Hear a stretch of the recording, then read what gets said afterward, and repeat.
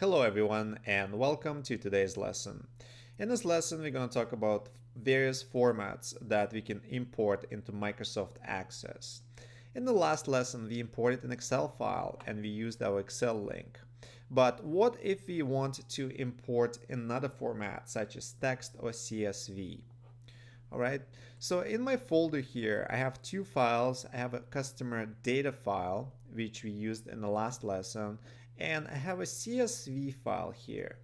So sometimes people use CSV files because they're a little bit smaller.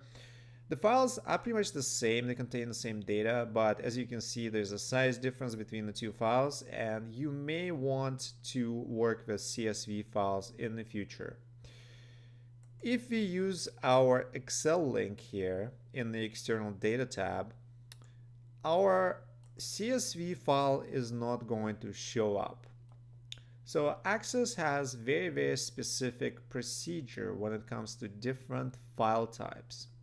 Okay, so I'm just going to cancel this screen and I'm going to use my text menu instead. So the Excel menu did not work. I'm going to use the text one, which is used for text files or TXT files and CSV files. All right, so I'm just going to click that and I would like to import my file. I have to find it first. So there I have it. It's in my directory.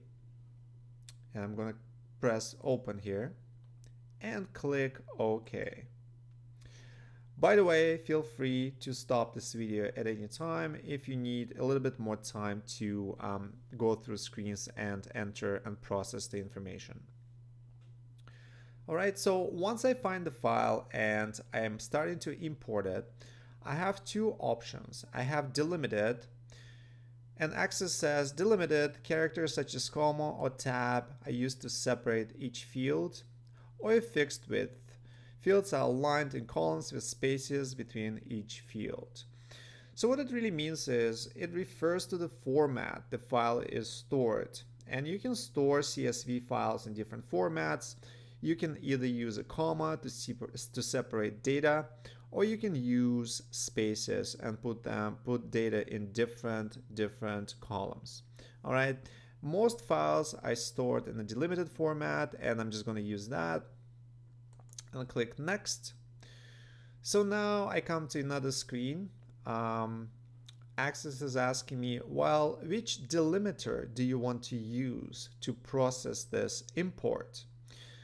It seems that comma is working, and you can actually play with different ones to see which one is more suitable, and your result here is previewed in the main screen here. Comma seems alright, it seems to be working.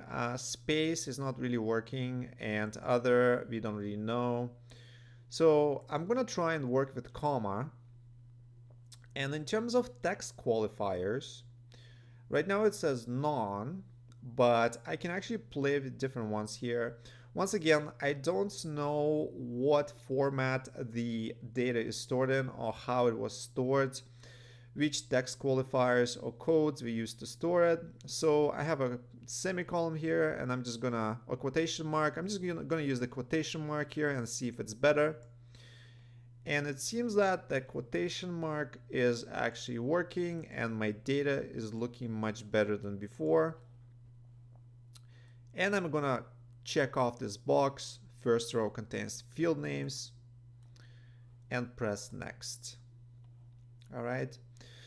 So Access is asking me, well, what data type do you want to assign?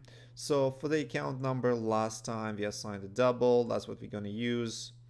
Client's name, address, and email address is short text. Discount is also short text. Credit card information is the same. And total orders, Access is not recognizing it properly right now. It actually should be currency, as was the case with our last lesson. So I'm just going to select currency here and click next. All right.